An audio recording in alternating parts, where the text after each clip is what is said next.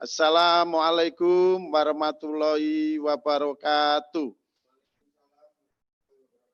Salam sejahtera, Om Swastiastu, Namo Buddhaya, salam kebajikan, Rahayu. Senang sekali kalau pada pagi hari ini saya harus menyampaikan dari materi yang kebagian untuk hari ketiga. Dan hari Sabtu dan hari kedua kita sudah bersama-sama menikmati materi luar biasa dari Prof. Eko Indrajit dan dilanjutkan oleh Dr. Martadi.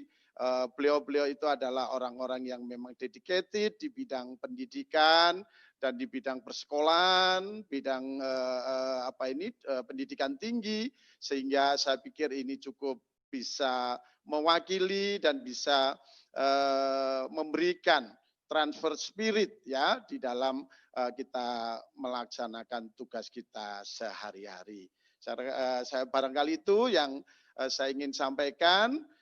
Langsung aja saya akan menyajikan presentasi saya melalui PowerPoint sebagai berikut.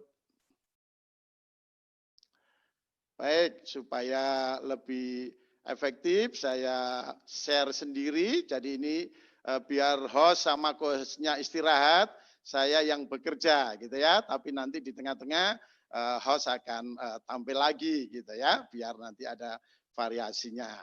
Baik, kelihatan share saya gitu. Tolong dibantu host dan co-host apakah ya kelihatan. Nah, oke, saya slideshow ya. Oke, webinar dan workshop series dengan tema besar e-learning design di era pandemi COVID-19. Program Pascasarjana STKIP PGRI Sidoarjo. Nah, sebelum saya menyampaikan topik saya pada pagi hari ini tentang virtual classroom, ya, virtual classroom, saya akan menyampaikan beberapa hal yang berkaitan dengan semacam catatan kecil atau disclaimer, gitu ya, biar ini menjadi suatu knowledge buat kita bahwa memang apa yang nanti saya akan sampaikan sesuai dengan tujuan pertemuan kita atau training kita pada pagi hari ini.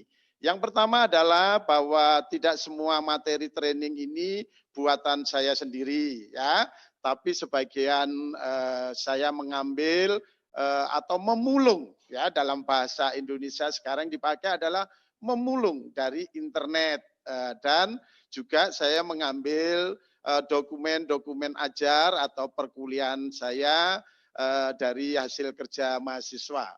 Luar biasa kan? Kita menampilkan karya-karya mahasiswa atau siswa kita, itu ada satu kebanggaan. Berarti dan mahasiswa saya beritahu, saya pinjam ya materimu nanti saya tunjukkan untuk seminar nasional. Nah, ini kan berarti sesuatu reward, penghargaan buat mereka.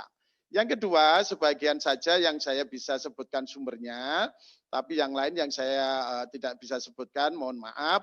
Tapi tetap saya menghargai sebagai karya akademik dari masing-masing yang sudah memberikan materi ini. Yang ketiga perlu saya sampaikan dalam awal pertemuan ini bahwa substansi bahasan saya lebih pada ke best practices gitu ya. Dari apa yang saya implementasikan, kalau kemarin ingat materinya Prof. Eko Indrajit dan Dr. Martadi gitu ya, ada 3 step gitu, maka saya ngambil yang step ketiga yaitu implementing atau implementasi selama mendadak kuliah dangdut. Kemarin saya katakan mendadak kuliah dangdut. Kalau Prof. Eko memakai istilah mendadak PJJ, saya menggunakan istilah mendadak kuliah dangdut atau darum. Dari rumah ya, kuliah dari rumah. Itu kurang lebih kira-kira kan sekitar 16 Maret gitu ya. Jadi kami kira-kira ada di kelas yang baru 3 kali pertemuan, tapi ada juga yang sudah 4 kali atau 5 kali pertemuan gitu. Sehingga kita mesti harus set up gitu, harus mengulang lagi secara sistem mana materi yang perlu dan metode apa yang dipakai untuk perkuliahan, assessment maupun untuk komunikasi. Yang keempat, webinar ini merupakan, ini perlu saya sampaikan di awal supaya kita semua yang mengikuti baik di YouTube maupun di langsung di room Zoom ini kita bisa memahami bahwa ini adalah tugas mata kuliah workshop training. Saudara, ini adalah tugas mata kuliah. Bayangkan justru di tengah-tengah pandemik COVID-19, orang Jawa sebut di saat pagebluk gitu ya, kita malah lebih produktif. Nah, nanti saya akan jelaskan dalam presentasi saya slide-slide yang akan saya sampaikan. Jadi ini adalah tugas mata kuliah. Luar biasa mahasiswa yang justru di tengah pandemik malah bisa melakukan kegiatan ini nasional. Kami secara dulu normal aja untuk mengundang orang-orang mengadakan seminar ataupun workshop itu tidak akan terjadi seperti sekarang ini. Ya kan, bisa dihadiri para guru, para pendidik, bahkan dosen, dan bahkan juga di sini disaksikan para guru besar, para profesor, dan bahkan tidak hanya di Indonesia, tapi juga ada yang reviewernya dari luar negeri, viewernya ya, maaf, pembacanya yang mengikuti di YouTube maupun di Facebook Live itu dari luar negeri. Jadi luar biasa. Terima kasih sekali lagi kepada para peserta webinar, para guru luar biasa dari Seantero Indonesia, Sabang Merauke, Miangas Pulau Rote. Indonesia ini luar biasa, luar biasa. Saya rindu bisa keliling Indonesia, tapi masih belum semuanya tercapai gitu ya, terutama di beberapa daerah-daerah yang di ujung-ujung itu. Nah, tapi hari ini dengan tiba-tiba pandemi COVID kita bisa ketemu bersama-sama seperti ini. Yang berikutnya dipersilakan kalau peserta webinar mau ingin memiliki materi ini silakan. Kita sekarang mengikuti open education ya, atau open materi silakan, atau bisa dipulung atau bisa diambil dari internet. Nah, sebelum saya masuk ke inti dari materi saya pada pagi hari ini, saya nyampaikan satu pertanyaan. Silakan di chat box itu, saya nggak mau kalah dengan host, dan biar hostnya tidak santai. Ini hostnya bisa minum-minum dan makan-makan. Padahal saya mulai haus gitu ya. Saya sampaikan satu pertanyaan. Silakan menuliskan atau menuliskan jawaban di chat box. Satu pertanyaan ya. Sebutkan satu frase. Katanya Mem Shirley kemarin satu frase. Kalau saya menggunakan biasa di kelas itu satu kata. Pengertian virtual classroom. Nah gitu, bebas saja. Kalau nanti jawabannya terlalu panjang berarti itu ngerepek dari Mbak Google gitu ya. Tapi silakan ungkapkan dengan satu frase aja, satu atau dua kata, pengertian virtual classroom. Nah, ya. Siapa yang duluan, siapa yang cepat? Nah, silakan. Saya tunggu. Ya, ini saya sambil buka layar saya di sebelah dan dibantu para host dan co-host. Siapa Mem yang duluan menjawab dan apa jawabannya? Kelas Maya. Oke. Saya yang menjawab duluan, Mbak Buyo. Terus apa lagi? Maya online, ya. PJJ. Ya. Kelas online sudah, ya bagus. Terima kasih. Digital, bagus. Kelas digital. Berbasis web, luar biasa. Oke, berarti ini semua masih menyimak. Saya khawatir tadi karena sudah mendengar suara host yang sangat merdu, terus tertidur gitu ya, nggak mendengarkan suara saya. Makanya suara saya keraskan, sengaja biar Anda peserta tidak ketiduran gitu ya. Baik, semua jawaban Anda adalah betul. Terima kasih host dan co-host yang sudah membantu. Saya nukilkan satu pendapat namanya, saya akan menyampaikan 4 hal yang berkaitan dengan materi saya hari ini.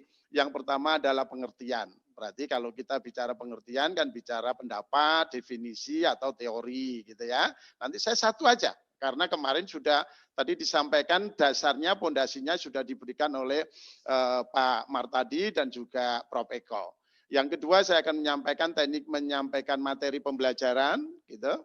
Yang ketiga saya menyampaikan tentang teknik membuat tugas baik individu maupun kolaboratif kelompok, tetapi di era pandemik. Artinya kelompoknya ini tetap dilaksanakan di rumah, tapi bagaimana caranya supaya tetap physical distancing, tetap mematuhi untuk tidak berkerumun dan sebagainya. Nanti ada contoh-contoh yang saya akan sampaikan, dan yang terakhir berkaitan teknik membuat soal ujian atau assessment-nya. Karena itu bagian yang utuh dari satu proses pembelajaran atau perkuliahan. Saya sampaikan kepada peserta webinar, mungkin saya memberikan contoh ini di kelas saya di perguruan tinggi, gitu ya. Tapi nanti silakan Ibu Bapak sekalian setting, dan ini menjadi saya berharap memberikan inspirasi aja, disesuaikan nanti dengan kelas Ibu Bapak semua, disesuaikan dengan teknologi yang ada di sekitar Ibu Bapak semua, sehingga kita bisa tetap melaksanakan perkuliahan ataupun pembelajaran dengan sesuai kondisi. Nah, saya mencoba mengambil definisi dari Wendy Gates ya dan Cindy Goetz pada tahun 2009 dalam bukunya Designing for the Future Classroom. Ya, dalam karangan ISTD Press. Silakan kalau Ibu Bapak rindu melihat dasar-dasar untuk mendesain virtual classroom. Dia katakan bahwa di sana web conferencing software, dikatakan virtual classroom itu adalah perangkat lunak untuk melaksanakan konferensi berbasis web. Gitu ya. Makanya hari-hari ini kita mengenal istilah webinar, itu akan artinya seminar yang berbasis web gitu ya, web based seminar gitu. Nggak tahu apakah itu default, apakah itu brand gitu ya. Tapi silakan Anda bisa mencari info-info di internet. Dikatakan untuk mendesain to mimic physical classroom. Jadi artinya untuk meniru kelas fisik. Nah inilah. Ini luar biasa, makanya nanti akan saya kaitkan sedikit tentang revolusi industri 4.0 yang digunakan pada acara-acara atau event training online. Contohnya ada Webex, contohnya ada GoToMeet atau Meet gitu ya, Google Meet gitu, yang Wendy sampaikan di sini, dan tentunya kita akan juga melihat itu. Kaitannya dengan apa yang dikatakan oleh Wendy sama Cindy, bahwa memang virtual classroom itu adalah mimic to physical classroom, gitu ya, meniru kelas fisik. Nah, kalau kita memang kaitkan dengan cyber literasi pedagogi atau pedagogi literasi pedagogi cyber, gitu ya, maka kita melihat apa sih bedanya dan apa sih pengertian industri 4.0 ya, dan apa bedanya dengan revolusi industri 3.0. Nah, saudara atau para peserta semua, Bapak Ibu guru yang luar biasa seantero Indonesia, perbedaan revolusi industri 3.0 dengan revolusi industri 4.0 itu adalah di dalam apa?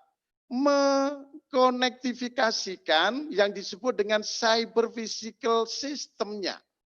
Nah, kalau di dalam revolusi industri 3.0 itu yang connecting itu human ke human gitu di belahan dunia ini, tetapi di industri 4.0 itu cyber physical systemnya. Jadi hal-hal yang fisik, hal-hal yang kebendaan itu dikonekkan, dihubungkan. Kalau di 3.0 itu yang konek hanya manusianya, antar manusianya. Seluruh belahan dunia ini kita terkoneksi. Apa yang terjadi di Amerika kita bisa saksikan di Indonesia saat itu juga, gitu ya. Nah, tetapi itu masih belum bisa terkoneksikan yang fisikal menjadi apa? Cyber atau digital. Nah, kita terima kasih kepada para ahli teknologi informasi komunikasi yang telah mengubah sesuatu yang analog menjadi digital. Terima kasih Prof. Eko bersama teman-temannya di Aptikom itu yang sudah luar biasa memulai dan membidani mengenai teknologi di dalam dunia pendidikan atau teknologi pendidikan. Dan akhirnya kemarin disaksikan oleh Prof. Eko Indrajit, meskipun beliau itu guru besar dan doktor PhD-nya itu banyak sekali, hari ini beliau itu masih menjadi adik kelas saya di teknologi pendidikan. Sedang menempuh kuliah teknologi pendidikan di UNJ, gitu ya, di UNJ. Artinya dari prodi atau program doktor teknologi pendidikan. Nah, luar biasa sehingga dikaitkan antara dunia teknologi informasi dengan pendidikan. Nah, apa yang terjadi? Terjadinya perubahan metode pendidikan baru. Nah, ini yang mesti harus difahami oleh seluruh para guru, seluruh para pendidik gitu ya. Yang kita ini awalnya ini masih gaptek, kita ini a priori dan bahkan kita ini anti gitu ya dengan teknologi, mau tidak mau ini menjadi sebuah keniscayaan, menjadi sebuah kebutuhan. Untuk itu kemarin disampaikan oleh Prof. Eko, mari kita open mind, mari kita ini open heart untuk menerima pengaruh pendidikan di dalam dunia, pengaruh teknologi ke dalam dunia pendidikan. Nah, bahkan di dalam roadmap Education 4.0 itu disebutkan kita ini mendadak menjadi digital competencies. Mestinya kita ini mengalami tahapan digital mindset dulu. Ya, kita di tim PSLCC, gitu, PSLCC atau PSLCC Jawa Timur, Provinsi Jawa Timur, dari PGRI Provinsi Jawa Timur, kita itu keliling ke 38 kabupaten kota itu masih belum sampai 50% untuk bicara sosialisasi mindset digital ini. Oh, tiba-tiba dengan COVID-19, ya kita langsung melompat menjadi apa? Digital competencies gitu. Wah, mendadak yang tadi saya katakan mendadak dangdut gitu ya, mendadak darum gitu ya, perkuliahan, pembelajaran, sekolah dari rumah. Nah, dari situ kita merasakan ya kalau saudara masih seusia saya atau generasi saya, kira-kira saudara pernah mendengar yang namanya film Mendadak Dangdut gitu ya. Itu pernah menjadi cukup terkenal karena waktu itu saya sempat menonton filmnya dan lagunya backsoundnya itu menjadi cukup trending, yaitu si Jable. Nah, itu kan si siapa itu Lili Kamal ya, Titi Kamal itu yang dulu adalah seorang penyanyi rock itu tiba-tiba dengan sesuatu terjadi dalam kehidupan tanpa dia mampu memprediksikan, dia berubah menjadi penyanyi dangdut gitu loh, penyanyi dangdut. Makanya filmnya menjadi Mendadak Dangdut. Nah, apa analoginya di dalam dunia pendidikan kita ini? Kita ini dulu sudah terlanjur menjadi guru, menjadi dosen, menjadi pendidik yang juga mungkin, ini mohon maaf, ini pernyataan statement saya salah, semoga tidak semuanya. Yang terjadi adalah apa? Guru Jogja. Apa itu guru Jogja? Bukan teman-teman yang berasal dari Jogja, ya, dari DIY atau dari Jawa Tengah, tapi ini bukan nama kota, tapi Jogja itu singkatan. Dalam bahasa Jawanya silakan nanti yang tidak mengerti bertanya kepada yang lain. Jogja itu artinya jujuk saja. Guru yang jujuk saja, masuk kelas tanpa persiapan, dosen yang masuk perkuliahan tanpa persiapan, tapi langsung atraksi di kelas atau di ruang perkuliahan. Nah, itu yang terjadi. Mohon maaf, saya minum sebentar ya. Saya izin. Karena suara saya keluar dikit, sebentar. Nah, kita masuk dalam digital competencies. Yang terjadi akhirnya apa? Ngambil sana-sini aplikasi-aplikasi yang kita mungkin sebelumnya kita nggak mengerti. Kita sebelumnya nggak tahu. Ya, kita langsung mengambil aplikasi yang sini, nendang sana, nendang sini gitu ya. Dan akhirnya kita lakukan. Tapi kemarin katanya Prof. Eko yang optimis dengan perubahan gitu ya, nggak apa-apa. Itu semua terjadi di seluruh lembaga pendidikan. Itu terjadi di seluruh satuan pendidikan. Dan terjadi di semua lembaga pendidikan. Dan bahkan di seluruh belahan dunia. Jadi jangan khawatir sekolah desa, sekolah kota, sekolah daerah, sekolah di perkotaan, sekolah kecil, kampus kecil atau kampus besar, semuanya sama. Sekolah-sekolah atau lembaga-lembaga pendidikan di daerah 3T sampai dengan sekolah atau lembaga pendidikan yang anggarannya 3 triliun gitu ya. Nah, sama-sama 3T-nya tapi beda maknanya. Jangan khawatir, semuanya sama. Kita ada dalam kondisi yang sama. Kita ada dalam nasib yang sama. Ayo kita restart. Ayo kita mulai lagi membuat setting goal ke depan. Langsung kita bangun dan kita running. Ayo cepet-cepetan. Belum tentu yang sekolah atau lembaga kampus yang besar-besar itu larinya cepat. Malah yang lebih lincah apa? Sekolah atau kampus yang kecil. Itu akan lebih ringan. Coba siapa yang peserta yang badannya lebih kecil atau lebih ringan dibanding saya gitu misalkan, maka larinya akan lebih cepat timbang saya yang beratnya di atas 80 gitu. Nah, tentunya ini menganalogikan bahwa siapapun kita tidak usah minder wahidi komplek dalam bahasa Belanda dulu yang saya sering dengar dari orang tua itu menjadi apa? Keminderan. Rendah hati boleh, tapi kalau rendah diri jangan. Karena kita ini mesti optimis, kita ini mesti harus yakin gitu ya bahwa kita bisa. Nah, tentunya dari hampir 3 bulan, 4 bulan ini apa yang terjadi dalam praktek pembelajaran atau pendidikan semuanya terjadi. Tapi apa yang saya lanjutkan dari konsep yang Prof. Eko sampaikan bahwa kita ini tidak bisa terus-menerus menjadi mendadak dangdut seperti ini atau perkuliahan secara virtual atau maya tanpa sebuah analisa, tanpa sebuah evaluasi. Nah, untuk itu kita yang dulu ini menurut kita pinjam taksonomi Bloom gitu ya. Ini taksonominya Bloom. Kira-kira kalau dikontekkan dengan revolusi industri 4.0 taksonomi itu kan kemarin dalam 3 bulan ini kita ini kira-kira ada di dalam posisi applying ini. Wes pokoknya apa adanya gitu dipakai gitu. Ya enggak? Yang penting kita bisa physical distancing dan pembelajaran atau perkuliahan ini tetap berjalan. Ya kan? Kata orang kan gitu. Apapun yang ada, yang penting kehidupan ini tetap harus berjalan. Akhirnya kita comot sana, comot sini. Ada bersyukur kita punya internet gitu ya dan akhirnya kita googling, kita mulung gitu ya, dalam bahasa Indonesia itu mulung, mengambil dari internet ya.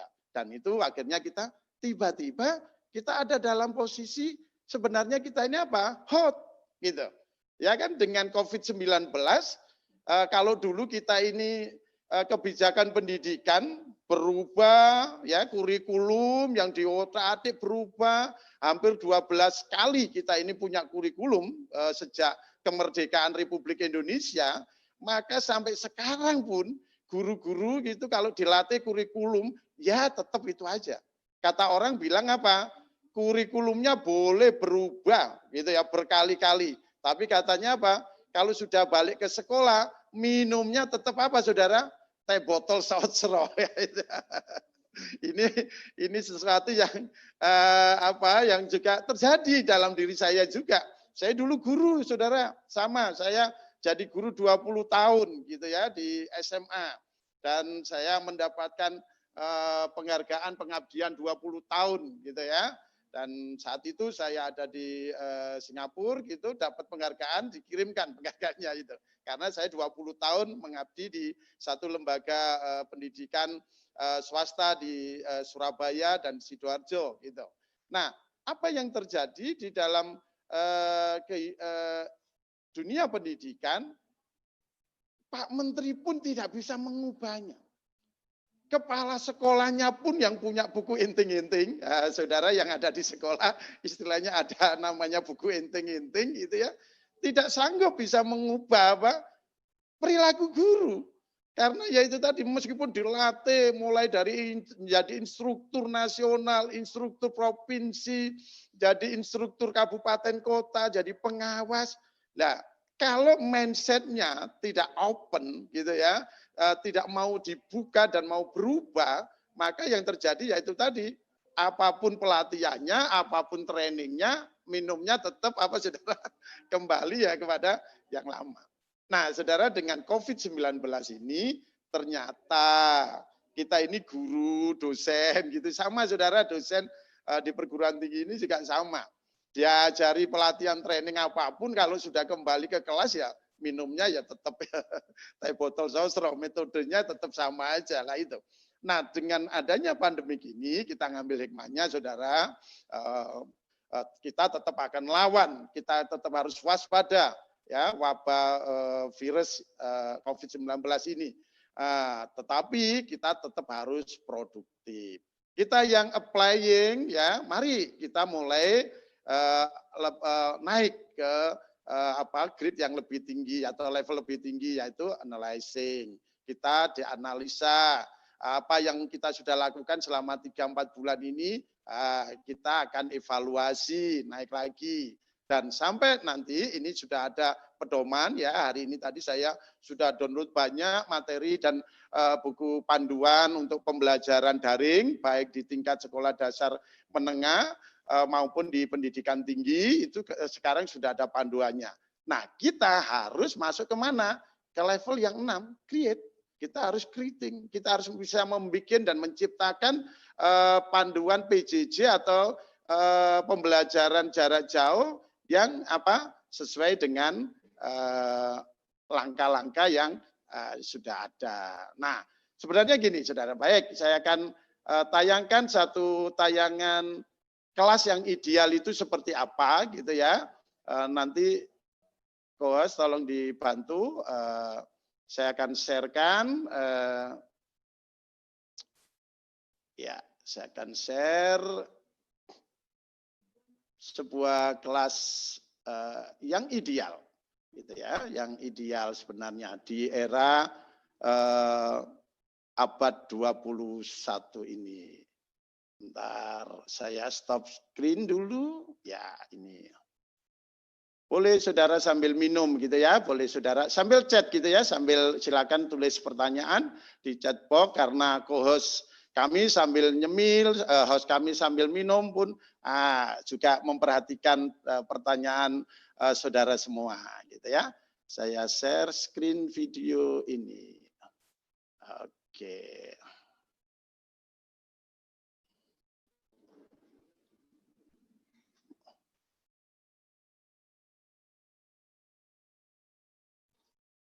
Bukan, sorry. Sorry.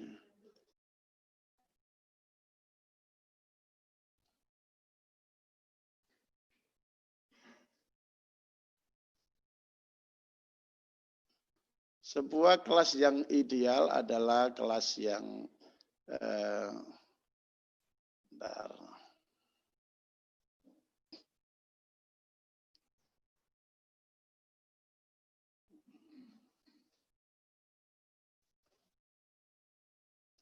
Oke. Saya ambil dari satu produk gitu ya.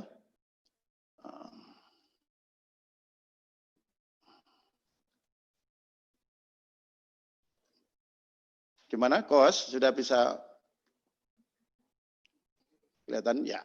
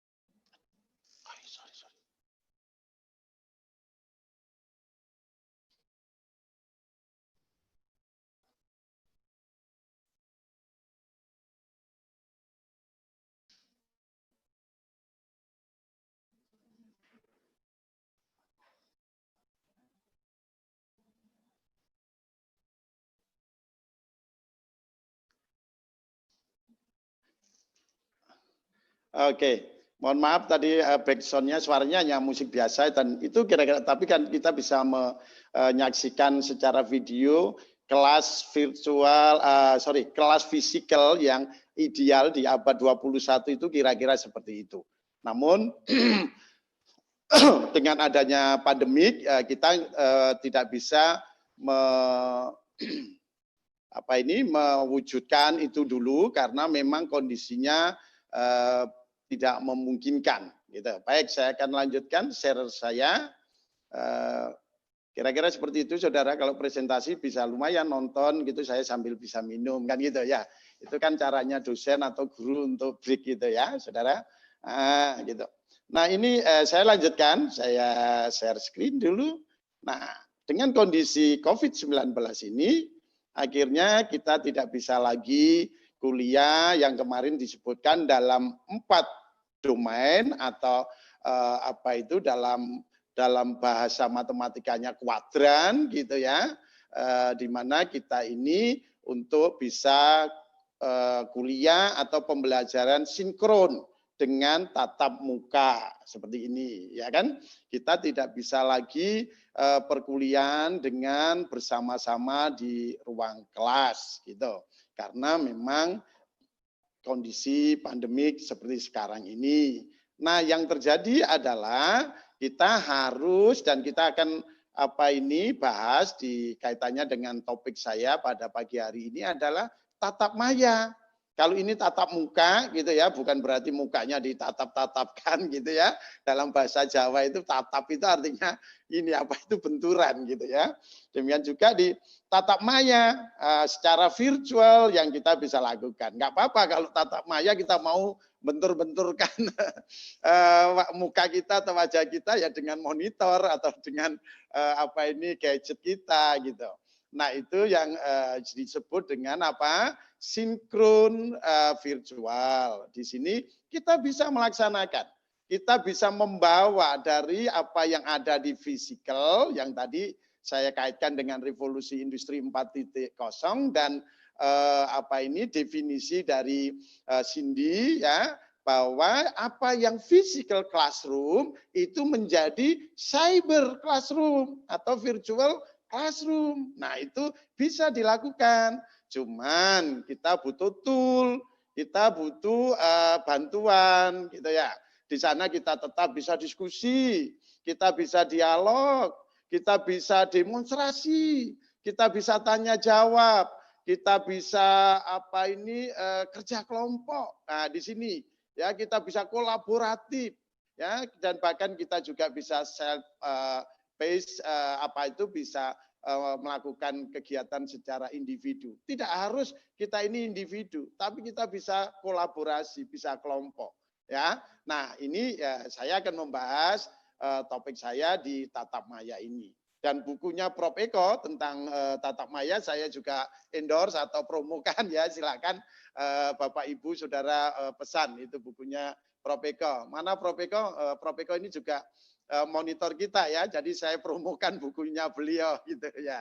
Nanti saya juga beberapa promokan channel beliau yang juga luar biasa saya pakai dalam pembelajaran. Nah, itu sebab mari kita akan membahas tentang tatap maya atau virtual classroom ini. Nah, memang kemarin dengan segala plus minus, kelebihan dan kekurangan masing-masing kuadran ini, maka kita bisa menyesuaikan ya. Kita mari kita bangun dulu optimismenya. Kita bangun spirit bisanya dulu gitu loh ya. Jangan kita pesimis, jangan kita ini ngomong tidak bisa. Jangan. Apa yang kita katakan seringkali itu menjadi kendala dalam kehidupan ini. Kita ngomong bisa dulu. Apa barang kelihatan, barang ada internet gitu ya, barang ada alatnya atau tempatnya. Tinggal kemarin dikatakan kita sebagai pendidik, kita sebagai guru, kita sebagai dosen, DNA kita atau DNA kita ini adalah belajar kan gitu. Belajar. Saya pun sudah termasuk lansia, saya usia 54 gitu ya, termasuk kelompok lansia. Tetapi Kemarin dikatakan Prof. Eko, bukan kita mesti harus bisa semua. Apalagi aplikasi jumlahnya itu tidak hanya ribuan, jutaan gitu ya. Materi itu malah, waduh, nggak terhitung jumlahnya, nggak hanya jutaan, puluhan juta, bisa ratusan juta untuk materi ajar atau pendidikan yang kita bisa ambil. Nah, bagaimana kita manusia yang bisa mengumpulkan semua itu kan nggak mungkin. Tetapi kemarin Prof. Eko dan Pak Mar tadi memberikan filosofi dan memberikan dalam wisdom atau kebijakan bahwa kita ini sebagai orang tua, kita ini sebagai pendidik lebih istilahnya satu strip lebih daripada murid kita, mungkin usianya, mungkin kebijakannya, atau mungkin cara berpikirnya. Jadi kita melihat bisa apa teknologi itu, internet itu bisa apa. Lah itu yang kita bisa apa? Kolaborasikan. Kita bisa lakukan atau kerjakan. Yang kita bisa kerjakan sendiri, ya kita kerjakan. Yang nggak bisa, apa Bapak Ibu? Kolaborasi. Kuncinya itu adalah kolaborasi. Kerjasama dengan siapa? Dengan murid kita, dengan mahasiswa kita, gitu loh. Ya, jadi yang nanti saya sampaikan ini dari best practice saya ini bukan produk saya, bukan saya bikin sendiri, tapi justru malah bikinan mahasiswa, gitu loh. Jadi kita ini prinsipnya adalah bagaimana hanya menjadi, kemarin dikatakan oleh Prof. Eko, arsiteknya aja kita ini. Kita ini kalau Pak Menteri, sekarang Menko, dulu Pak Menteri Pendidikan, Pak Muhadjir, dikatakan kita ini menjadi penjaga gawang. Gitu. Penjaga gawang dari anak-anak supaya nggak keluar dari lapangan dan aturan permainan di lapangan bola itu. Nah, itu tugas kita itu.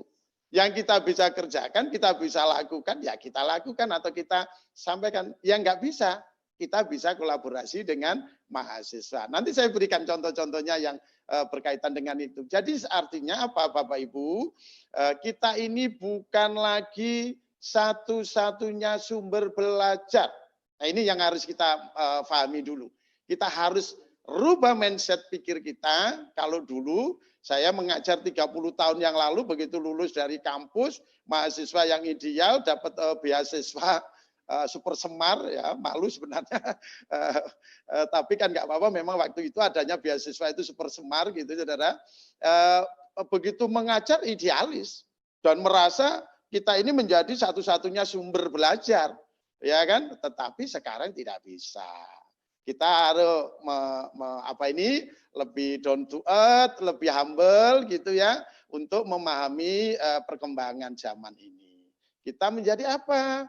Kolaborasi sama anak-anak. Kita menjadi apa? Penasehat, menjadi pendengar bagi siswa-siswi kita. Kita ini kan diberikan Tuhan 2 telinga 1 mulut gitu ya kan. Seharusnya lebih banyak mendengar daripada apa? Bicaranya.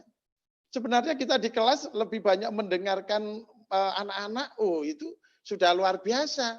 Ya kan, daripada kita ini ngomong sendiri gitu selama 45 menit, selama 90 menit, kalau di kampus itu 100 menit gitu ya, malah tidak efektif.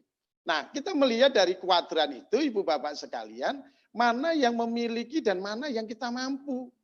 Kalau kaitannya dengan penggunaan bandwidth itu saudara ya, akses, kuota internet gitu ya, kira-kira gitu. Bagi Bapak Ibu semua yang mohon maaf yang di daerah-daerah 3T, di daerah-daerah pedesaan atau pegunungan karena harus terhalang oleh gunung-gunung atau bukit-bukit gitu ya. Kadangkala jaringannya kan memang susah sekali. Kemarin digambarkan Prof. Eko harus naik kelapa gitu ya, harus naik ke atas genteng gitu. Itu kejadian sungguh. Kita mengikuti kemarin di webinarnya PBPGRI, Ibu Bapak sekalian, memang benar kesaksiannya dan cerita dan teman-teman dari daerah 3T, dia harus ngejar bandwidth atau sinyal ini sampai naik ke pegunungan gitu, sampai naik pohon, terus membuat rumah pohon itu duduk-duduk di atas itu ya, supaya dapat itu. Nah, kita bersyukur kalau ada di daerah-daerah yang secara infrastruktur IT-nya sudah bagus gitu. Nah, kita sesuaikan aja, ya. Dan ini kan sekarang menjadi kebutuhan yang kemarin dikatakan oleh Pak Martadi, ya, dosen UNISA. Beliau adalah satu angkatan dengan saya dulu waktu menjadi asisten dosen di IKIP, dulu namanya IKIP, gitu ya. Itu apa ini kita ini kebutuhan dasar kita ini sekarang kembali dikatakan dalam teori Abraham Maslow, ya, piramida Abraham Maslow, itu kan kita menjadi basic need-nya. Itu menjadi apa? Selain makan minum sehat, kita ini apa? Butuh wifi, butuh jaringan, butuh internet, butuh kuota, baterai kan gitu. Jadi kadang-kala kalau tiap pagi ini rebutan sama anaknya apa itu power bank gitu misalkan, rebutan saling rebutan jaringan atau wifi gitu ya. Nah itu karena itu menjadi basic need gitu. Selain kebutuhan-kebutuhan dasar untuk makan, minum dan lain sebagainya. Nah ini kita sesuaikan mana yang high bandwidth dan mana yang low bandwidth gitu. Nah ini kita sesuaikan dan mana yang harus segera diwujudkan atau dilakukan ya dan mana yang kita bisa tunda. Nah itu artinya apa? Artinya kita harus wisdom, kita harus cerdik dan kita mesti harus pintar untuk menyesuaikan kondisi yang ada. Nah, kemarin teori yang ditawarkan oleh Pak Martadi maupun Prof. Eko adalah apa? Blended. Blended. Kita ini belum bisa pure virtual. Kita masih belum bisa sepenuhnya pendidikan jarak jauh yang yang serba online. Belum. Kita blended aja. Ya, blended learning itu atau kemarin Pak Martadi memberi istilah itu mixing ya, mixing atau istilahnya Pak Martadi kemarin ini. Intinya yaitu blended. Campuran dari 4 kuadran tadi yang mana yang kita bisa lakukan dan boleh lakukan, nah kita padukan. Bisa aja di daerah-daerah yang hijau, yang kuning bisa tatap muka, gitu ya, dalam kuadran 1 yang bagian kiri. Tapi ada juga yang nggak boleh. Kami di daerah Surabaya Raya ini, ya Sidoarjo, Surabaya, Gresik dan sekitarnya belum boleh melakukan tatap muka. Ya kami melakukan dengan kuadran 2, kuadran 3, dan kuadran 4. Kita blendedkan, kita mixkan atau campurkan gitu. Nah, bagaimana lalu sekarang saya masuk kepada inti dari materi saya, implementasi virtual classroom gitu yang kami lakukan. Nah, kami menggunakan dengan analisis yang sederhana aja. Apa yang disebut dengan metode ABCD, ya, ABCD method gitu. Apa itu? Ya, saya membuat objektifnya atau tujuan pembelajarannya, saya tuliskan di situ dengan menggunakan alfabet ABCD. Apa itu A? A-nya itu adalah audience. Who the learners are? Siapa yang kita akan layani? Ya, itu anak-anak TK, PAUD, gitu ya. Apakah itu anak-anak sekolah dasar, anak-anak SMP, atau itu anak-anak usia SMA, SMK, gitu ya. Kalau di madrasah mulai MI sampai atau RA, bahkan MI sampai di madrasah aliyah, gitu. Nah, atau di mahasiswa. Kami pun di mahasiswa pun, kami juga mesti analisa siapa audiens saya. Mahasiswa saya yang kelas pagi atau yang kelas sore gitu ya. Kita nggak mungkiri kita punya kelas-kelas pekerja gitu ya, yang memang istilahnya, mohon maaf istilahnya, waktunya itu dan energinya itu tinggal sisa daripada sisa gitu ya kan. Pulang kerja, kadangkala tidak mandi atau enggak pulang dulu langsung ke kampus gitu ya. Di tempat kerjanya sudah capek, banyak masalah, terus harus mendengarkan dosen atau ngikuti perkuliahan tentunya lah. Itu harus dianalisa. Ya, siapa audien kita, karakteristik mereka, gaya belajar mereka, motivasi belajar mereka, gitu ya. Kita sebagai guru tentunya kita sudah memperoleh pendidikan pedagogi, ya pedagogi. Nah itu kita pakai untuk kita menganalisis who the learners are, siapa siswa kita, siapa mahasiswa kita. Nah yang kedua, yang satu proses pendidikan atau pembelajaran yang harus ada adalah apa? Yaitu behaviornya. What they do, apa yang mereka harus kerjakan, apa yang mereka harus lakukan. Ya, simple aja, nggak usah complicated, nggak usah harus terlalu berat karena memang kondisinya sekarang adalah kurang ideal atau tidak normal. Ya, selama mereka bisa behavior, mereka ada menunjukkan sebuah proses, sebuah kegiatan. Nah, yang ketiga kita mikirkan atau menganalisa tentang kondisinya, condition. What they used to do it, gitu. Apa yang kita mesti harus perhatikan. Meskipun sama-sama murid SD, gitu ya, tapi orang tuanya nggak sama kan, ya kan? Murid SD itu berapa Bu Sherly biasanya atau Mas Joko? Satu kelas itu berapa? Kalau SD itu kan maksimal 32 ya atau 24 itu mestinya. Nah, itu kondisinya kan nggak sama. Kondisi orang tuanya nggak sama. Nah, justru apa? Kita harus analisis supaya apa? Kita tahu kondisinya. Kan sekarang ini WFH itu bukan work from home, tapi apa? Work fully day kan gitu. Artinya hours gitu ya. Artinya sepanjang jam, sepanjang hari kita ini kerja. Kasihan loh guru-guru kita ini, PGRI ini sudah berjuang luar biasa dan menghargai beberapa guru yang ada di daerah 3T, daerah-daerah pedesaan, di balik gunung-gunung itu nggak ada sinyal. Gurunya apa? Gurunya datang ke rumah mereka masing-masing itu. Datangi gitu. Kondisinya memang seperti itu. Gitu loh. Nah, itu yang kita mesti harus analisis, kita harus perhitungkan. Ada juga sama-sama daerahnya, tapi orang tuanya pekerja misalkan. Bu, Pak, gitu ya. Biasanya guru SD itu ibu-ibu ya. Bapak-bapaknya jarang gitu ya. Guru SMP mungkin sudah mulai banyak bapak-bapaknya gitu. Saya bekerja, baru bisanya nanti sore pulang kerja atau pulang sawah gitu. Pulang kebun, pulang ladang. Yes, oke. Memang guru apa? Tugasnya melayani. Tugasnya adalah memfasilitasi. Itu sebab mohon maaf melalui kesempatan saat ini juga karena tadi di kondisi saya sebagai pengurus PGRI provinsi gitu ya. Saya kurang setuju kalau ada kritik-kritik dari para, ya boleh aja namanya orang memberi masukan dan kritik itu menjadi self evaluation kami. Dikatakan guru-guru sekarang itu nganggur. Loh enggak lah, masa guru nganggur?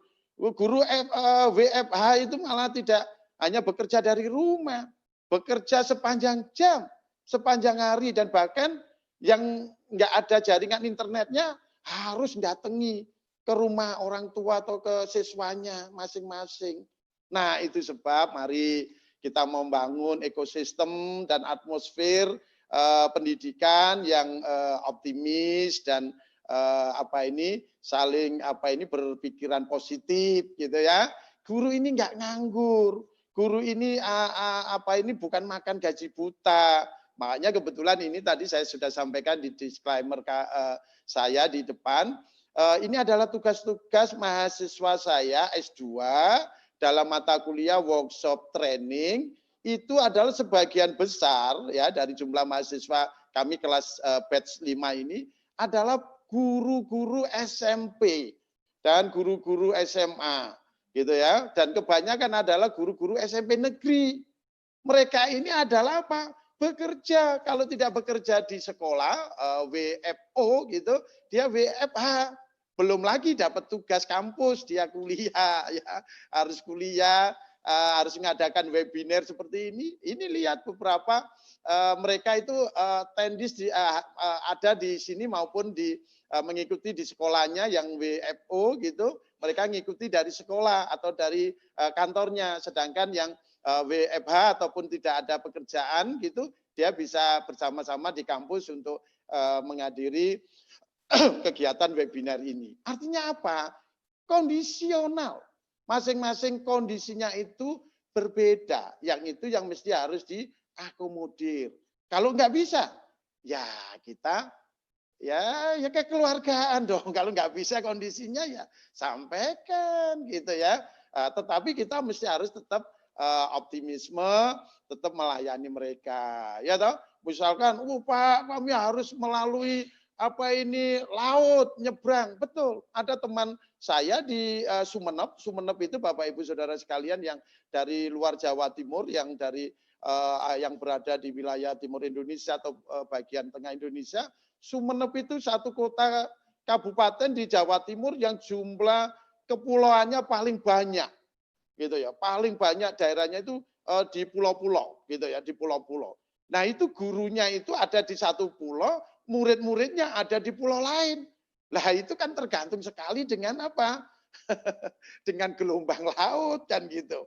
Saya pernah satu kali juga asesor atau menilai akreditasi di sekolah di daerah pedalaman gitu, yang harus tergantung dengan angkot gitu, jam angkot datang ya nunggu angkot. Nah, itu bicara mengenai kondisi. Yang terakhir adalah degree ya, how well they do it, yaitu apa yang tetap namanya pembelajaran kan tetap mesti harus ada objektifnya ya, harus ada tujuannya atau capaiannya yang kita ingin lihat gitu ya. Kalau memang mereka bisa di-push naik ya ditingkatkan. Kalau mereka masih bisa lagi, ditingkatkan lagi. Kalau tidak bisa, ya sudah, sampai di situ. Artinya kemampuan average mereka ada di situ. Kemampuan rata-rata kelas kita seperti itu. Contoh, ini saya berikan contoh lagi. Mahasiswa kami S2 ini adalah satu bentuk degree ya, yang terus saya push terus buat mereka apa? Bisa naik. Ketika saya katakan, Mas, kita nanti salah satu syarat ini sebagai pengganti final exam mereka, yaitu UAS mereka, mengadakan seminar sebagai penyelenggara seminar. Ya dulu kemarin awalnya itu cukup seminarnya apa? Seminarnya di kelas gitu. Seminarnya di kampus. Begitu di kelas, mereka pada usul ada topik-topik yang mau disampaikan. Gimana kalau di-up-kan lagi seminarnya untuk tingkat kampus? Wah, bisa Pak. Wah, dia bisa. Wah, oke. Saya katakan lagi, gimana jangan hanya kampus saja. Kan sekarang physical distancing, social distancing. Gimana kalau dinaikkan menjadi nasional tapi online? Wah, mikir beberapa waktu. Bisa Pak. Oke, laksanakan. Bikin proposal. Terakhir saya tambahkan lagi, saya lihat kok sudah mulai running, mulai jalan dengan baik. Mas, saya panggil ini Joslam YouTuber ini ya, YouTuber kita ini, saya katakan gimana, ada Bu Fatima ini juga aktivis di berbagai webinar gitu. Gimana kalau internasional? Mereka ngelempar randuk. Mereka hand up. Ya sudah, berarti ya wes kita nasional aja, tapi kita bersyukur. Meskipun nasional kita berseri. Bayangkan tanggal 4 sampai tanggal 7 kita bisa bersama-sama seperti ini. Nah, untuk itu Bu Bapak sekalian, kita perhatikan kondisi-kondisi yang ada itu sesuai dengan kemampuan mereka. Nah, sekarang saya lebih banyak cerita. Host, berapa menit? Saya masih ada waktu. Masih 20 menit. Waduh, padahal ini masih banyak, intinya belum masuk. Belum ya. Ya, terima kasih host kita ini orangnya tegas gitu ya. Jadi saya diingatkan untuk nanti puling. Ya, ada satu puling, nanti Ibu Bapak harus konsentrasi. Kalau yang tidak konsentrasi, nanti tidak dapat hadiah. Saya nanti akan kasih hadiah gitu ya, dalam buku seperti ini, nanti menjadi hadiah untuk saudara yang aktif menjawab, aktif mengikuti webinar gitu ya. Boleh saudara sambil bahasa Jawanya leye-leye gitu ya, sambil membuka layer kedua, layer ketiga untuk mengikuti webinar atau kegiatan lainnya. Oke, para peserta webinar yang berbahagia, guru Indonesia yang luar biasa, saya selama 4 bulan ini menggunakan kelas mengajar saya karena kami tidak punya learning management system di kampus yang cukup mumpuni karena kami harus mendevelop atau membuild LMS cukup butuh energi dan butuh waktu, maka saya menggunakan apa yang ada di internet gitu ya. Jadi kita menggunakan salah satu aplikasi dalam bidang pembelajaran apa yang disebut dengan Learning Management System gitu ya, atau LMS. Itu banyak sekali. Tadi para peserta sudah menyebutkan ada banyak Learning Management System, terutama Edmodo itu yang atau Moodle itu yang lebih praktis kita bisa pakai untuk membangun sebuah LMS. Dan jawabannya adalah betul, sama dengan apa yang tadi di Mentimeter. Jawaban yang paling banyak di sana apa? Google Classroom. Nah ini ya. Jadi artinya kita kan sama.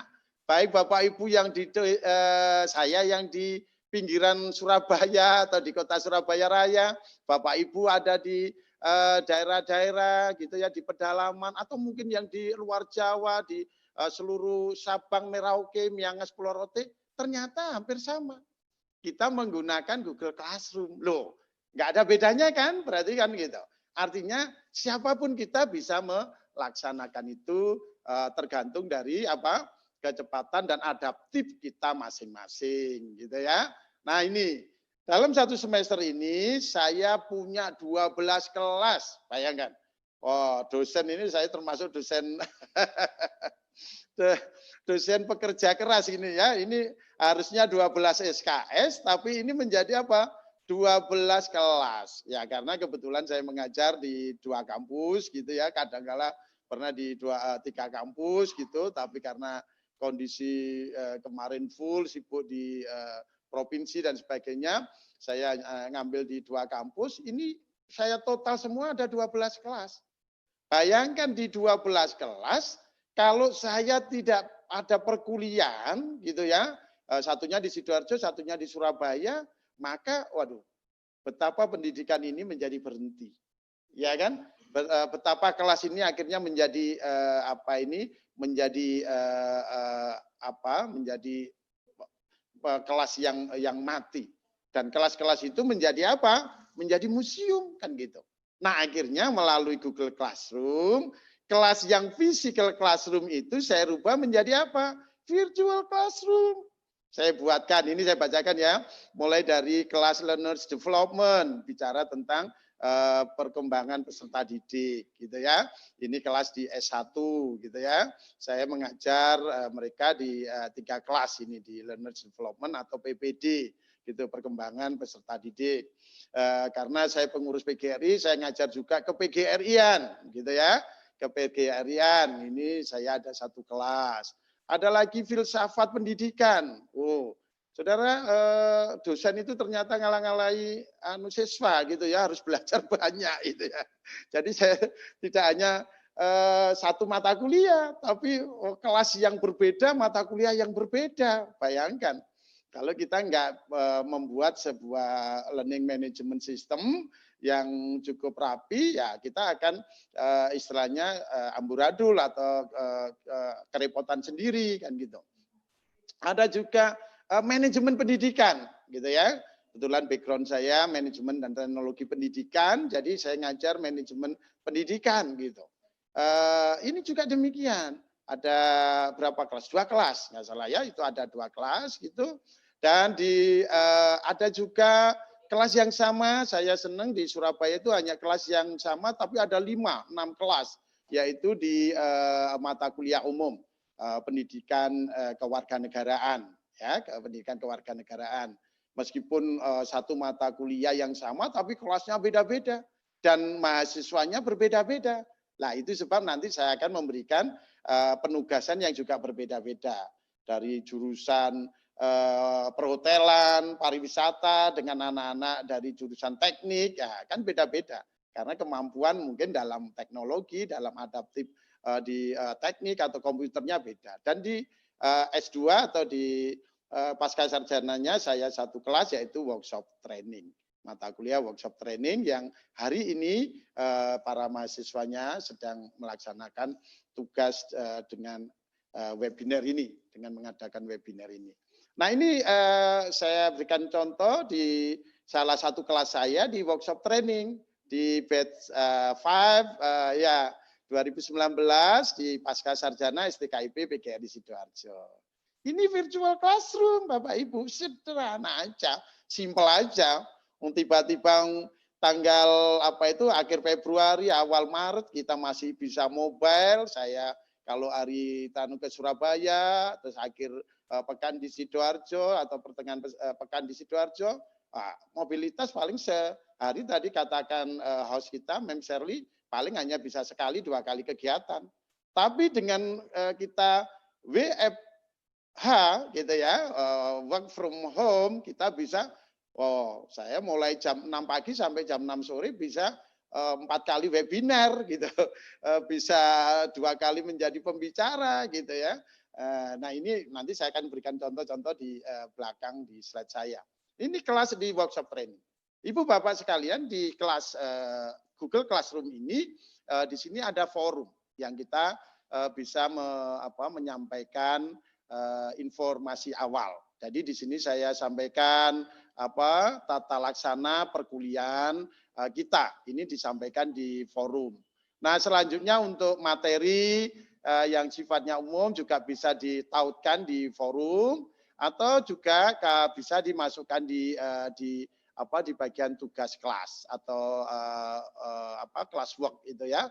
Di sini di tugas kelas ini kita bisa membuat mulai dari kuis, mulai dari tugas, mulai dari UTS, mulai dari UAS. Nah, ada di tugas tugas kelas, kelas work. Nah, anggota atau siswa atau mahasiswa kita ada di sini di chat ini kita lihat berapa mahasiswa kita di kelas ini gitu. Maka di sini ada kelihatan.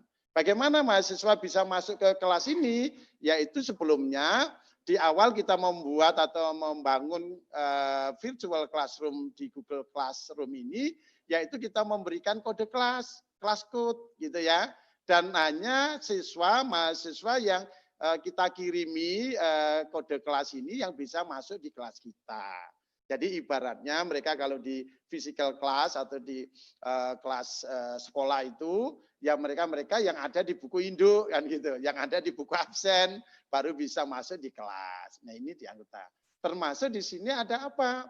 Bank soalnya dan juga apa? Daftar nilainya. Di sini ada nilai. Gitu ya, dari apa yang mereka kerjakan nanti kita arsip nilainya di forum nilai ini. Nah, ini contoh di tugas kelas atau di kelas work. Nah, mereka ada jumlah 22, ada sudah 4 yang sudah menyerahkan jawaban atau tugasnya. Ada 18 yang belum. Nah, ini kita klik di sini kita tahu siapa yang sudah menyerahkan dan siapa yang belum. Kapan mereka menyerahkan dan kapan mereka merevisi gitu kita akan juga lihat gitu ya. Kita bisa ketahui. Nah, ini contohnya. Jadi mereka yang sudah mengumpulkan dan mereka yang belum gitu, mereka yang sudah dinilai dan mereka yang belum dinilai ada di sini. Bagaimana cara mereka mengumpulkan? Sudah paperless, sudah nggak usah pakai jilitan makalah atau jilitan paper, enggak. Cukup apa? Ya melampirkan linknya, gitu ya, dilampirkan filenya atau foldernya atau videonya, dilampirkan ini. Nah, gimana nanti ini kaitannya dengan saya koreksi ya, saya tinggal klik di sini, di linknya ini. Contohnya di sini adalah sapaan ini, gitu ya, mahasiswa saya ini Bu Guru di Surabaya sana, dia kirim link. Bayangkan, dia nggak usah lagi ke Sidoarjo, hampir 45 menit, 1 jam tadi Bu Shirley katakan butuh perjalanan ke sini. Nah, tapi lewat apa? lewat internet, cukup berapa? 4 menit, 5 menit sudah nyampe. Nah, ini adalah sesuatu yang memang virtual, tapi seperti physical classroom gitu. Nah, ini sama juga tugas kelas kita sampaikan atau berikan mereka secara berkelompok gitu ya. Nah, tentunya kalau jumlah 22, kalau kelompoknya misalkan dibagi 5 orang satu kelompok kan berarti sekitar 4 gitu ya. Jadi ada yang lebih dari 5 misalkan. Ya berarti hanya 5. Nanti kita koreksi di situ. Nah, bagaimana cara saya membuat material? Nah, coba saya akan menyampaikan pool atau pooling gitu ya. Satu pertanyaan tolong dijawab. Siapa yang bisa menjawab duluan? Ya, hanya satu orang dulu aja ya. Saya sediakan 1 buku, nanti tagih di panitianya ya. Enggak, nanti di akhir itu ada 5. Wah, yang ini khusus yang hari ini. Makanya biar mohon maaf bahasa Jawanya biar melek gitu ya. Yang tadi tiduran, yang tadi sambil di sambi-sambi. Sekarang silakan menjawab bagaimana Anda mendapatkan bahan pembelajaran atau bahan ajar. Ini multiple choice saja. Membuat sendiri by design atau memulung dari internet by utilities. Silakan. Siapa yang tercepat? Nomor 1 mendapatkan buku workshop training dalam pembelajaran bahasa Inggris. Silakan. Ayo. Ini host dan co-hostnya sudah siap. ini nggak boleh jawab loh ya co-hostnya. Karena silakan. Panitia dilarang menjawab, panitia. Panitia nggak boleh menjawab juga. Dilarang menjawab, Bapak. Yang di luar, panitia yang di luar ya nggak boleh juga menjawab. Jadi yang menjawab hanya peserta. partisipan atau peserta. Silakan. Ayo, bisa aja dari Aceh, bisa aja dari Papua. Yang duluan kami akan kirim buku workshop training dalam pembelajaran bahasa Inggris. Gitu. Silakan. Ayo. Tadi yang videonya sempat di-mute gitu sambil tiduran, sambil ngerjakan yang lain, boleh. Memang online activities kan bisa disambi ya. Gitu. Silakan. Oke, belum ada? Pak Bro Joko, Bu Fat? Ya, belum ada yang jawab? 162 peserta yang sudah menjawab. Prosentasi dari jawaban membuat sendiri by design ada 38%, 38. selebihnya 71% memulung dari internet atau by utilities. Iya, oke. Nanti biar panitia akan ngocok gitu ya dari jawaban Anda yang siapa yang terpilih gitu ya untuk memperoleh. Ya, ini 70% memulung dari internet by utilities gitu ya. Tapi besar juga ini 38% mendesain atau membuat sendiri. Ya, tepuk tangan secara virtual ya di reaction itu ada atau di raise hand itu saudara silakan tepuk tangan untuk diri Anda sendiri ya. Ya, baik. Baik, saya lanjutkan di sini. Betul. Ya, kita setuju dan kita itulah secara filosofi pendidikan, ngapa kita susah-susah? Kita ini mendesain pembelajaran atau materi ajar yang sulit-sulit atau mungkin terkendala dengan teknis gitu. Menggunakan aja yang sudah disediakan oleh internet, ya, oleh web-web yang ada di internet. Kita bisa pakai. Di sana banyak sekali. Wah, di orang ini ya Jawa Timur ya ngomong banyak sekali itu jadi banyak gitu ya video pembelajaran itu. Ya, silakan itu diambil dan seringkali saya mengikuti Prof. Eko Indrajit katakan siapa yang pembelajaran mata pelajaran yang ada yang Bapak Ibu ajar tidak ada di YouTube. Hampir mengatakan semuanya ada di YouTube, ya kan? Terus pertanyaan kedua yang Prof. Eko selalu katakan, lebih baik mana atau lebih menarik mana pembelajaran di kelas dan pembelajaran yang ada di YouTube? hampir sama tadi 70-80%, bahkan mungkin ya lebih gitu ngatakan lebih menarik dari YouTube kan gitu. Lah lalu apa tugas kita sebagai guru kan gitu. Nah untuk itu yang tadi saya sudah sebutkan di awal, mari kita lebih wise, kita lebih bijaksana supaya kita ini selalu bisa mendampingi para peserta didik, mahasiswa kita. Ada banyak. Kalau kita mau menggunakan dengan by design, juga ada pirantinya, ada tool-toolnya yang kita bisa pakai. Salah satunya misalkan menggunakan Loom, gitu ya, Loom. Ini adalah simple juga. Artinya kita memakai tool itu, terus kita ngomong, kita menjelaskan mulai awal sampai akhir, gitu bisa menggunakan. Ini rekaman. Ya, artinya tidak langsung gitu, tapi ini adalah tunda. Artinya kita bisa kirim ke mahasiswa atau ke kelas kita. Ini yang video YouTube ini banyak sekali. Sekarang luar biasa YouTube itu dan terus mereka mengembangkan diri. Dan ini ada yang kelas yang namanya YouTube Join. Jadi nanti seperti webinar gini kita nggak usah pakai pakai aplikasi, langsung di YouTube Join dan bayarnya lewat YouTube. Tadi malam saya coba-coba itu ya YouTube dan kita nanti akan disetori sendiri oleh YouTube. Ini bagiamu sekian persen gitu dari biaya training atau biaya meeting itu ada itu di kemarin saya coba lihat itu luar biasa ini YouTube ini kemarin. Atau ini yang lagi anak-anak lagi gila misalkan TikTok gitu ya, podcast gitu ya. Kita mesti harus juga menjadi telinga kita ini mesti harus deket-deket dengan mereka yang biasa lakukan. Awalnya saya sendiri nggak ngerti apa itu TikTok, apa itu podcast gitu ya. Tapi ternyata begitu, saya berdayakan luar biasa. Nah nanti saya akan sampaikan atau tunjukkan karya mereka itu ya. Ini yang Microsoft gitu ya, itu luar biasa. Mulai dari Word, dokumen gitu, Excel gitu, PowerPoint dan banyak sekali aplikasi di Microsoft Word, apalagi yang canggih yang 365 gitu ya. Di media sosial ini ya. Tadi makanya saya katakan kita mesti harus deket-deket telinga kita dengan anak-anak kita, dengan mahasiswa murid kita supaya apa kebiasaan yang mereka sering pakai gitu ya. Medsos itu kan WA, ada LINE, ada IG, ada Pet, ada banyak sekali. Awalnya kita ini kan orang usia-usia saya yang generasi dengan saya ya kalau sudah pakai satu ya satu aja kan gitu.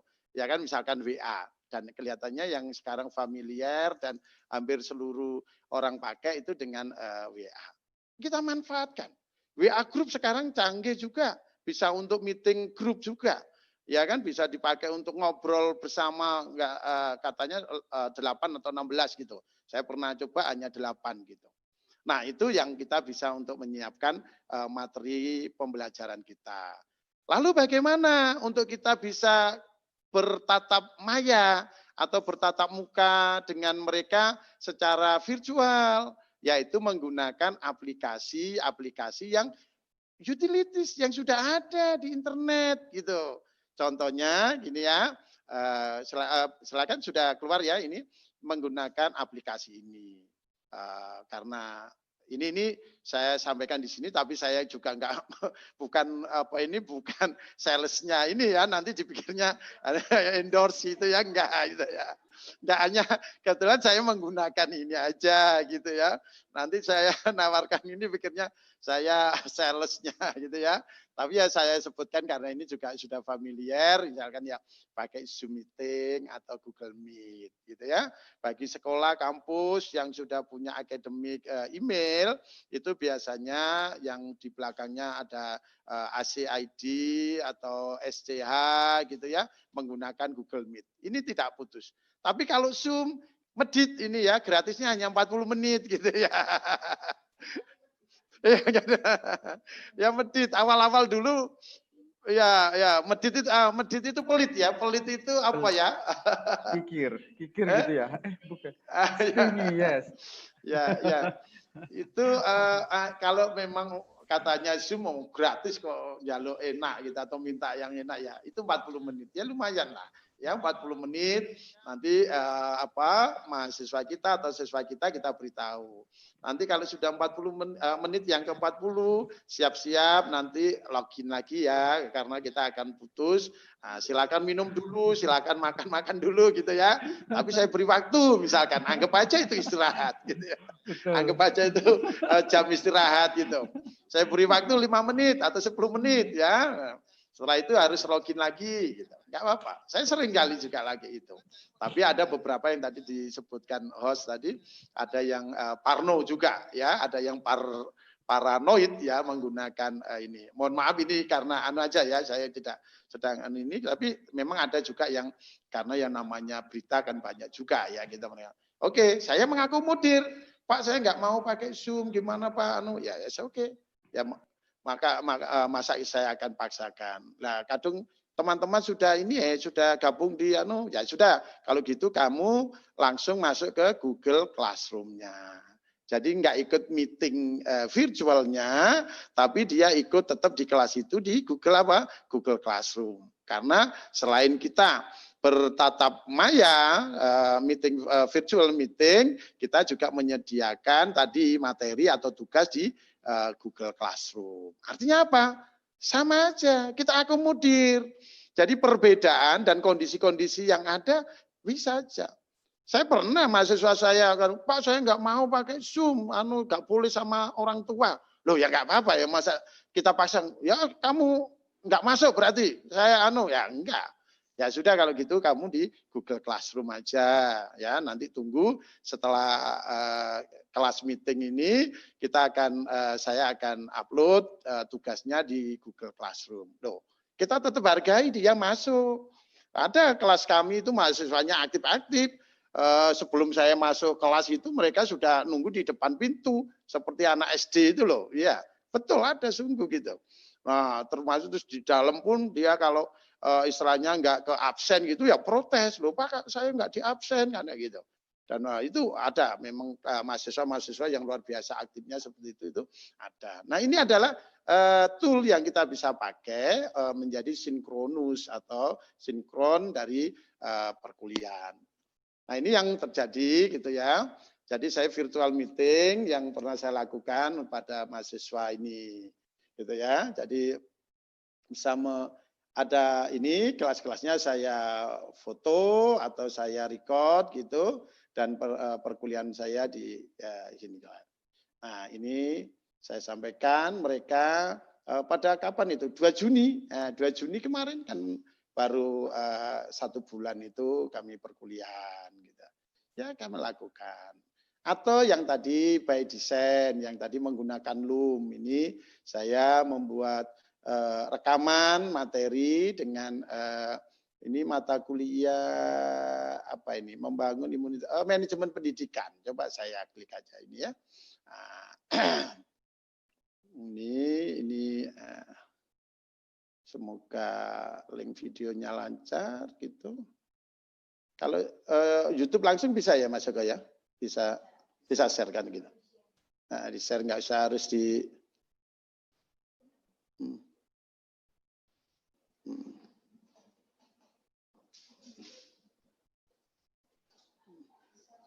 atau ini nih. Keluar bisa videonya ya nggak bisa ya ya 10 menit terima kasih ya kita lewati aja karena saya sudah diingatkan host tinggal 10 menit karena banyak materi yang harus saya sampaikan ini oke. Jadi saya memberikan rekaman perkuliahan dengan Loom terkait dengan manajemen pendidikan yaitu membangun imunitas warga sekolah di masa pandemik. Jadi kontekstual aja lah ya. Jadi kita bisa sampaikan kontekstual. Ini yang artinya by design. Sedangkan yang kita memulung dari internet, ini saya promokan lagi ya ini saya promokan lagi dari miliknya Prof. Eko Indrajit. Ya ini dari apa? Ekoji Channel. Wih ini banyak sekali Bu Bapak sekalian. Jadi Ekoji Channel Ini sudah seri ke-58 atau berapa videonya, kita bisa coba lihat di sini gitu. Itu kita ini banyak sekali. Mau cari materi pendidikan tentang apa di sini itu ya yang terkait dengan konteks ini COVID dan pandemi ini di sini ada, silakan. Luar biasa kan. Nah, kemarin saya juga memberikan contoh kepada apa itu tugas kepada mahasiswa. Saya kasih link videonya dari Prof Eko ini tentang nggak salah seri ke-53. Mana ya 53 itu tentang multiple intelligence gitu ya. Nah, karena itu tentang learners development ya, tentang apa ini perkembangan peserta didik. Nah, saya kasih aja linknya Prof Eko ini. Ya, kasih Prof dari Prof Eko. Daripada saya jelaskan sendiri, ya kan, malah tidak menarik kan gitu. Atau mungkin tidak kurang komprehensif. Wah, ini dari Prof Eko ada. Nah, ini bisa dipakai, dimanfaatkan. Nah, ini contohnya. Jadi di kelas di kelas learners development saya memberi tugas kepada mereka untuk merangkum, nah gitu, rangkumlah gitu ya, topik mengenai kecerdasan ganda, itu multiple intelligence. Nah dari mana materinya? Silakan masuk ke video dengan link bla bla bla bla. Nah mereka akhirnya ini sudah ada yang menyerahkan 5 orang, terus ada yang belum 7 orang gitu ya. Jadi ini nah lalu bagaimana? Ini terakhir, berapa? Kurang 8 menit ya, sebentar Gos. Bagaimana kita memberi tugas, kuis, exam kepada mereka. Nah ini toolnya juga banyak. Dari tool ini yang tadi katakan host kita tadi, kita ini nggak semuanya bisa, belum tentu kita juga tahu, ya kan? Tapi kita apa? Bisa menyuruh kepada mahasiswa. Di sini ada Kahoot, ada Quizzes, ada ProProfs dan sebagainya. Ada Google Form, ada Bu Fatima itu yang Sokratif gitu ya. Itu luar biasa. Dan mereka bisa melakukan, mereka bisa membuat sendiri. Gini, contohnya Quizzes. Mereka bikin soalnya, mereka menjawab dan mereka bisa adegan ya. Nanti ini kalau diklik silakan, ini langsung ke Quizzes, ini ke Kahoot gitu ya, banyak. Ini Prof juga ya, kalau ini saya klik maka ini ada pertanyaan-pertanyaan, ini kaitannya dengan mata kuliah apa, kewarganegaraan ya, tentang kewarganegaraan atau PKN. Mereka juga ini saya sudah diingatkan oleh host untuk cepat-cepat ini ya. Yang terakhir yaitu membuat ujian online. Apa yang saya manfaatkan atau pakai? Ibu Bapak bisa menggunakan yang namanya Google Form. Ini ya, ini Google Form. Ini enaknya di sini kita bisa bikin soal, pilihan ganda, dan urean. Terus langsung saat itu juga nilainya keluar. Jadi sudah nggak usah soro-soro minta waktu untuk ngoreksi gitu ya. Selama kunci jawabannya kita sudah set di situ. Dan enaknya lagi apa? Sudah langsung bisa analisa hasil ulangannya, ketemu ini. Sudah kelihatan berapa rata-ratanya, mediannya gitu ya. Dan kita bisa melihat nilai tertinggi, terendah mereka lihat. Dan mereka bisa lihat ini. Ini kalau saya klik masuk sana. Karena saya, terima kasih host yang sudah mengingatkan. Nah yang terakhir kemarin saya selain membuat soal UAS dengan pen and paper test gitu, saya juga memberikan project gitu ya. Kemarin Prof Eko katakan kita ini kan nggak harus nangani 300 anak. Kita bisa dari 5 kelas itu ya 5 anak aja. Nah mereka saya suruh bikinkan apa Bapak Ibu? Playlistnya. Nah ini dalam tugas project, saya mengasihkan project tentang judulnya We Must Care. Yang berkait dengan COVID-19 ini. Saya suruh membuat kegiatan yang small but impactful, small but meaningful. Apa? Nah ini coba saya sebentar ya host, ini saya coba tayangkan ini biar kita nanti bisa membayangkan ternyata mereka itu bisa bekerja luar biasa dan impactful, meaningful yang mereka bisa lakukan baik itu sendiri maupun kelompok gitu ya. Ini. Jadi ini contoh-contoh ternyata mereka itu meskipun kena pandemi, kena kondisi seperti ini mereka itu masih bisa bermakna buat lingkungan atau buat orang lain. Ini coba kita melihat. Keluar enggak videonya? Kos? Ya, oke, sudah jamnya. Ya, ini contoh gitu ya, saya tekan baik. Oke, saya close ya, sebentar. Nah, ini. Terus yang terakhir ya. Ya, yang terakhir ini adalah ketika saya sebagai dosen, ibu bapak sebagai guru dimanapun satuan pendidikan mulai PAUD sampai SMA SMK tetap harus bisa melakukan PTK. Nah, kami melakukan riset online, ya, siapa ya di kelas saja, ya kan? Nah, ini contohnya. Dan ini saya nggak sendirian, kolaborasi. Siapa kolaborasi saya? Ya mahasiswa. Ini salah satunya Bro Joslam ini, ya kan? Kita mengadakan survei.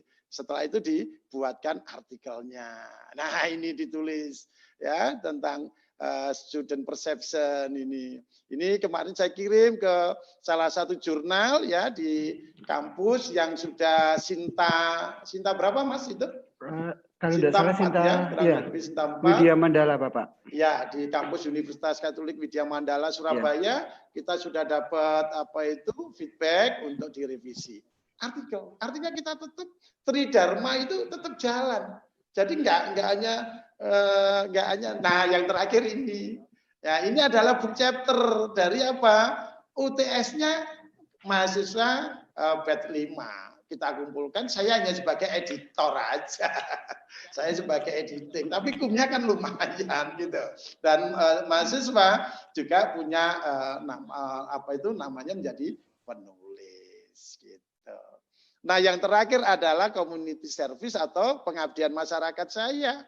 Nah, meskipun pandemik, saya masih bisa webinar, besok talkshow di radio, terus lusa diklat online, gini loh. Ini adalah abdi mas yang saya masih bisa lakukan. Baik, terima kasih. Mohon maaf sudah menyita banyak waktu. Saya kembalikan kepada host dan co-host. Terima kasih. Kalau ada pertanyaan kita bisa jawab untuk selanjutnya. Terima kasih. Wassalamualaikum warahmatullahi wabarakatuh.